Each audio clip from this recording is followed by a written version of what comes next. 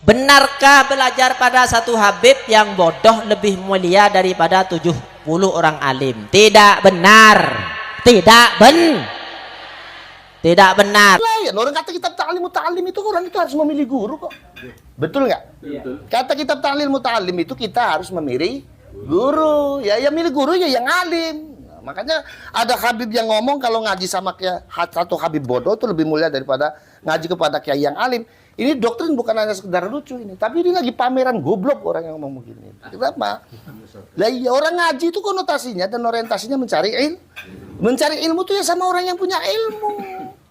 Kalau mencari ilmu kepada orang yang bukan cari ilmu, mau dapat apa kita? Analoginya sama, kalau kita mau mancing ikan, mancingnya di baskom, udah tahu baskomnya nggak ada ikannya, kita tetap mancing. Ini kalau bukan orang soak, siapa? Kan begitu kan? Satu, yang kedua, pameran goblok lagi. Ini saking bodohnya, dia sampai nggak lupa, bukan lupa, dia saking bodohnya, dia memberikan doktrin yang bisa membawa orang itu keluar dari Islam. Nggak tahu.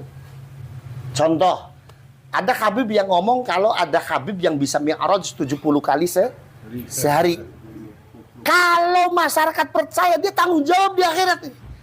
Karena orang yang percaya dengan doktrin itu keluar dari Islam. Kenapa? Karena orang yang percaya dengan itu berarti mempercayai adanya mukjizat bisa dimiliki oleh selain Nabi dan Rasul. Nasnya Allah mengatakan bahwa mukjizat itu hanya ada pada Nabi dan Rasul. Kalau ada orang yang selain Nabi dan Rasul punya mukjizat, wajib tidak percaya. Isra Mi'raj ini adalah bagian dari mukjizatnya Allah yang diberikan kepada Rasulullah Sallallahu Alaihi Wasallam. Satu. Yang kedua, kalau ada orang ini yakin dengan doktrinnya Habib itu, berarti dia meyakini ada orang yang istimewanya seperti Nabi Muhammad selain Nabi Muhammad. Dosa dan ini keluar dari Islam. Kafir. Nggak tahu itu, dia ngomong seenaknya aja. Ya kan? Kalau orang yang alim mau ngomong salah tuh mikir-mikir. Kalau orang alim mau ngomong salah, mikir-mikir bos. Ini saya salah. Itu nggak mikir loh dengan enaknya ngomong. Yes, kalau saya ngecap ini orang nih goblok aja belum. Nah orang kan goblok dulu baru pinter. Ini goblok aja belum. Ini goblok aja belum. Begitu. Katanya bahkan Kanjeng Nabi belajar nahwu kok, Gus. Lah, iya, itu ada lagi yang baru tuh. Kanjeng Nabi belajar nahwunya sama Habib. Ya lucu ya, la ilaha illallah. Ini ya. Makanya kita ini nggak apa-apa. Jadi orang goblok nggak apa-apa. Yang penting jadi orang sebelum goblok jangan. Seperti itu, sederek-sederek sekalian. Jadi kesimpulannya tidak usah lagi mengundangi Habib gitu. Nggak usah lah, nggak usah. Muliakan masyayikh kita, muliakan ulama kita karena ulama kita jauh lebih alim daripada Habib. Dengan mendatangkan ulama kita, mendatangkan guru kita. Dengan mendatangkan guru kita jauh lebih berkah daripada mendatangkan orang yang sama sekali tidak punya sanad apa-apa dengan kita, tidak punya keterkaitan sanad apa-apa dengan kita. Benarkah belajar pada satu habib yang bodoh lebih mulia daripada 70 orang alim? Tidak benar. Tidak benar. Secara dalil akli, akal, secara nakli, kula tak mangki. Kecuali sampean adik dalil, toreh. Kula tak oneng sampai semakin gila tak mangki boleh. Cek ngaji dek situng habib sebutuh. Nah kan lebih bagus daripada petong polo orang alim, orang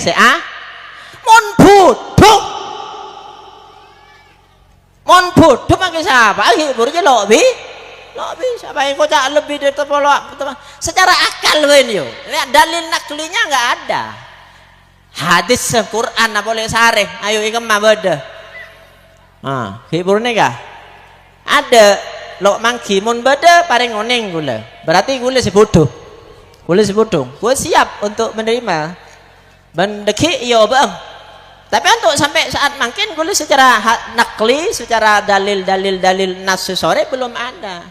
Bahwasanya satu habib itu, oneng habib itu kan kekasih. Tak oneng kesasih napa, sana gue lagi. Itu pembodohan itu namanya. Pembodohan. Ya, orang alim hiburnya kita angki bisa hibur apa reng. Coba sampean pikir Imam Nawawi ini apa Habib? Bukan. Imam Qurtubi jadi tafsir bukan Habib. Ibnu Hazm itu sampai hibur andi hibur kayak hijabangnya Daud Az-Zuhiri Ibnu Hazm bukan Habib.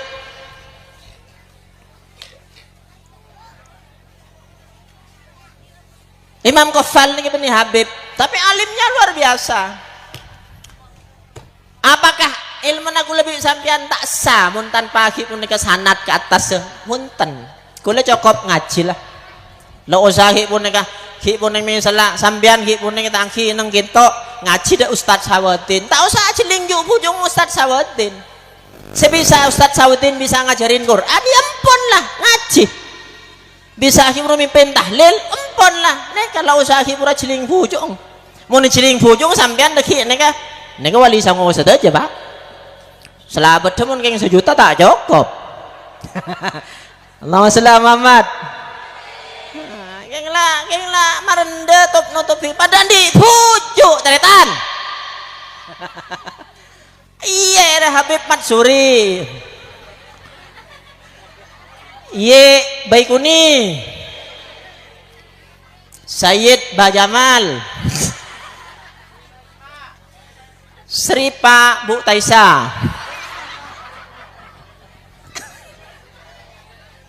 Antan gula beni alergi Habib cuman muni kocak Habib budu situng melebihi petong polo reng alim pengamak aku lebih sampean semunduk ki purlo pernah sampai ke sakit reng tuan lagi purne ketang ki puru ngerem tang tau tang patah yang nyargena itu penting bi orang bodoh nonton ampun ki purne kandi ilmu mungkin hanya bisa ngajar sebina ampun neka ilmu insyaallah barokah tinggi nah selebih langkong saya niki pun neka salala alim tawadu aklah saya ki duriyah kanjeng make duriyah kanjeng Nabi mun tak saya make anang kiai make keturunan wali songo mun tengkana tak bener tak oleh to toro mangkana tak usah nyebut bujuk makin lagi puri kan nak bujuk kan wali songo kapir ya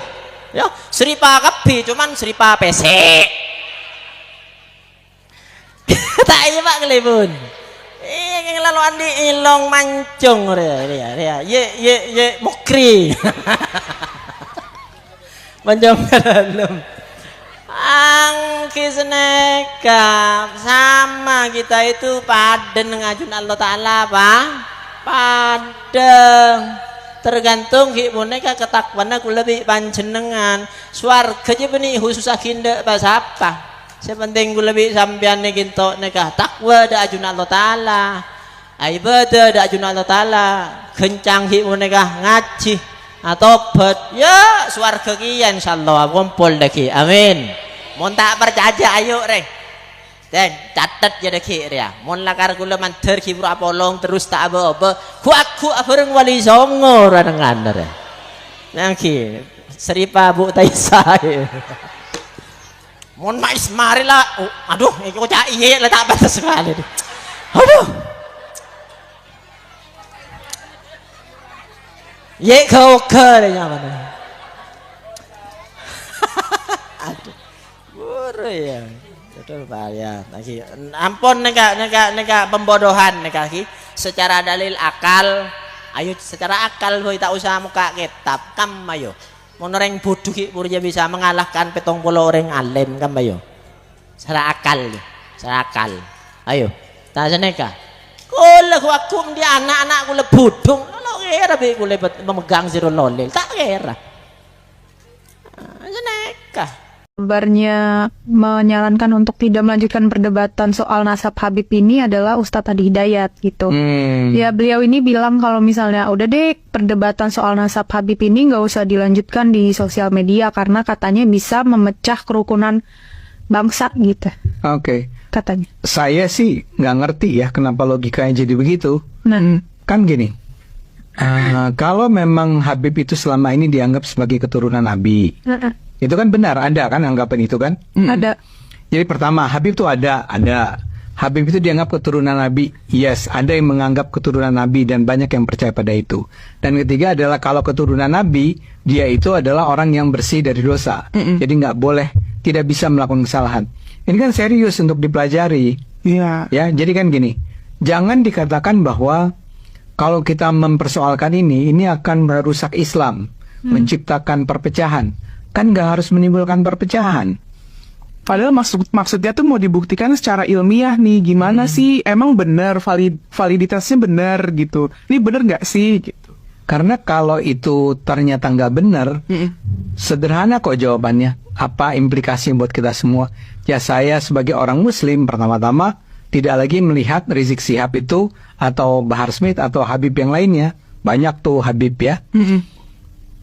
Itu bukan keturunan Nabi, nggak apa-apa gitu loh. That's okay gitu. Ya selama ini saya udah nggak percaya sama bahwa dia itu keturunan Nabi ya. Kayaknya kok kelakuannya Iya, karena bertentangan ya Bang. Ya. Karena kan yang dikhawatirkan sama Guru Gembul kan juga karena ini Habib Rizik Syihab sebenarnya gini, kalau kata Guru Gembul tuh dari tahun 2000-an udah lama, itu nggak masalah. Kayak Habib-Habib tuh banyak tuh, dari yang jual parfum sampai yang katanya jadi menteri luar negeri. Habibnya yang jual parfum. Ya, itu nggak masalah gitu. Tapi pas era-era reformasi, itu tuh Habib Rizik Syihab tuh datang dengan FPI-nya yang bener-bener rusuh gitu. Bahar Smith dengan kekerasan dan persekusinya. Jadinya dia bertanya-tanya, loh kok keturunan Nabi Muhammad begini? Benar nggak sih? Gitu. Mungkin kan Nabi Muhammad kayak salah satu sosok yang emang sering memberikan tauladan, kayak maksudnya kasihan aja nggak sih, maksudnya kan Nabi Muhammad terkenal dengan baik, sering benar-benar memperhatikan umatnya, dan kalau emang dikaitkan dengan Habib ini ya masa Habib kelakuannya gini. Betul, itu yang kayak mencemar. Betul. Ya saya sih tidak menganggap bahwa kalau dia keturunan Nabi maka dia dengan sendirinya pasti orang baik. Kan nggak juga. Iya sih. Kan baik tidaknya orang itu sangat bergantung kepada di mana dia dibesarkan kan.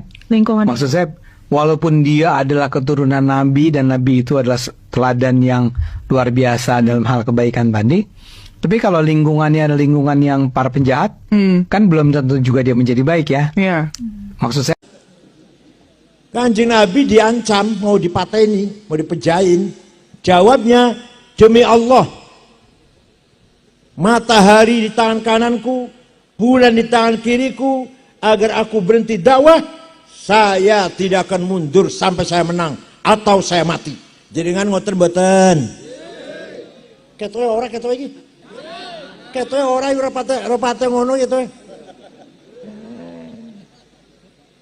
Paham mboten? Akhirnya apa? Hasilnya apa? Hasilnya orang imannya besar. Islam menang tidak? Islam tersebar mboten? Dari Mekah tekan Ngawi, dari Mekah NTT, Trenggalek, Islam tekan dari Mekah, Islam dari Madinah, kok tekan Trenggalek. Tuh, imannya Rasulullah sallallahu alaihi wasallam. Begitu pula Kiai Hasyim Asy'ari. NU harus besar. Besar tidak? Coba. Punya apa Hasyim Asy'ari? Punya duit? Gak punya. Bung Karno, Indonesia merdeka, lawan Belanda dan Jepang. Punya apa Bung Karno? Punya duit. Punya bom nuklir? Enggak. Punya apa? Himmah. Punya apa namanya? Panjenengan punya himmah. Wala tahinu wala tahzanu wa antumul a'launa in kuntum mu'minin. Quran ini, kalau betul-betul kamu orang beriman, tidak boleh kalah, tidak boleh rendah, harus menang. Siap? Menang itu wajib, kalah itu dosa. Iya, oh kata Allah jangan kalah kok, jangan kalah, berarti harus. Ayo bareng muni ayat ayo. Wala tahinu wala tahzanu wa antumul a'laun in kuntum mu'minin. Kalau kamu benar-benar orang beriman, antumul a'laun, di atas, menang. Ojo rendah, ojo di bawah. Ayo muni bareng. Saya harus menang. Saya tidak mau kalah. Awas kalau kalah, awas.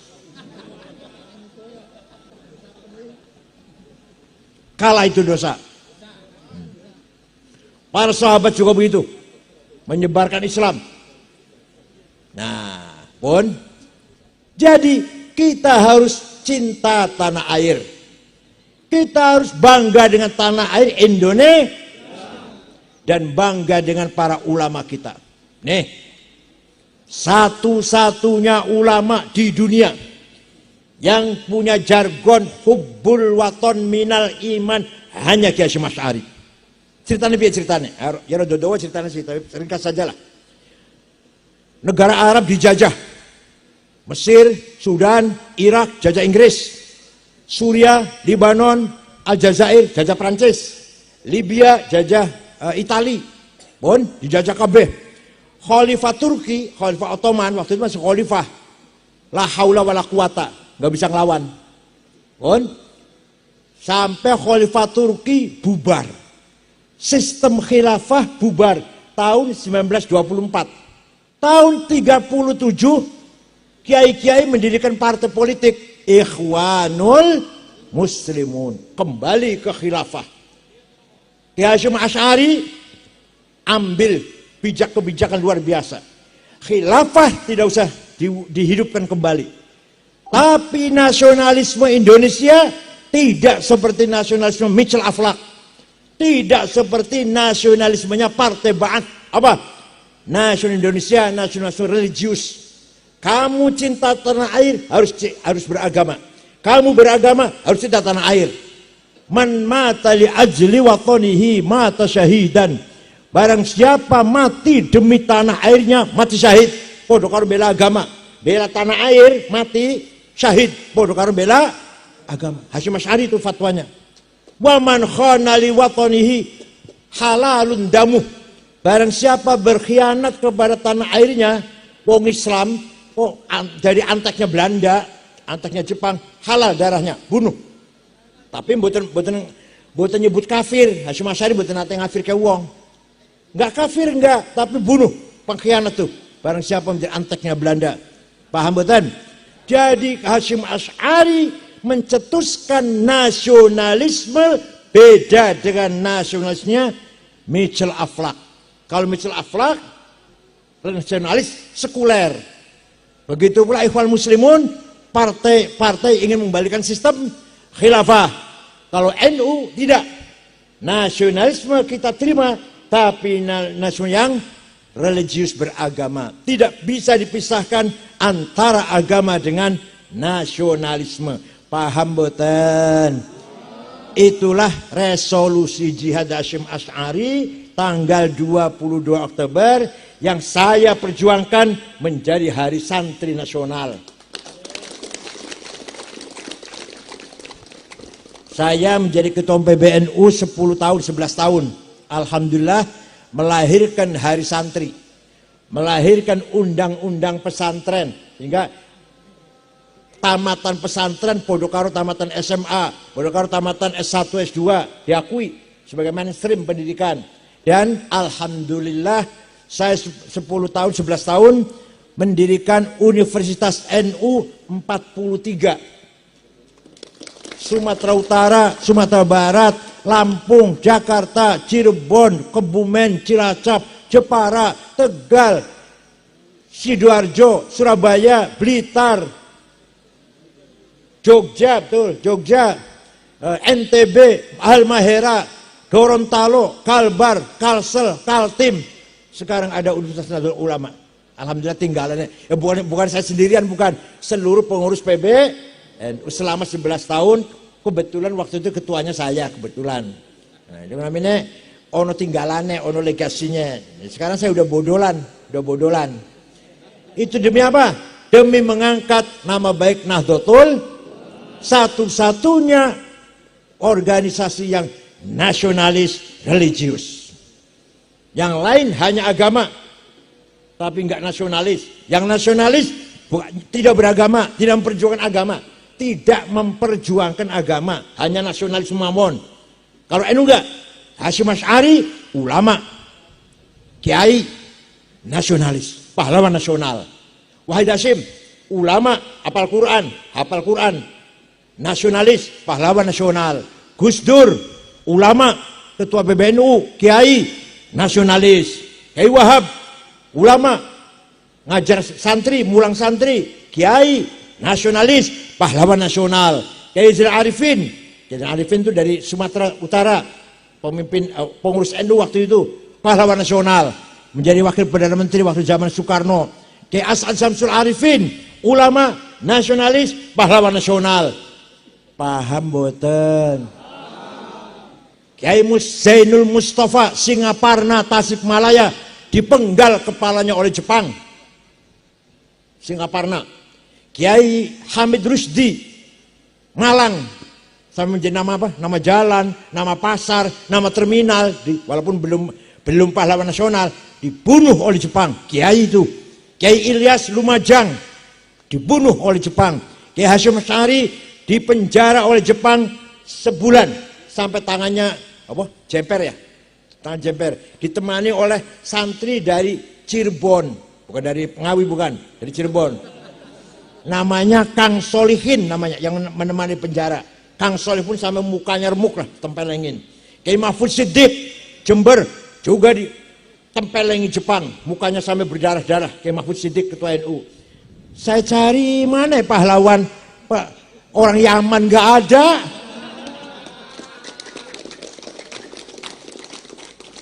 Semua kiai semua ini, ya Allah.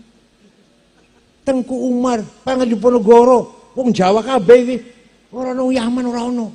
Malah ada orang Yaman jadi mufti Betawi, digaji oleh Belanda, mengeluarkan fatwa haram melawan Belanda. Itu malah. Masya Allah. Paham betul? Kita bangga tidak jadi orang Indonesia. Dengan ulama kiai Indonesia. Alhamdulillah.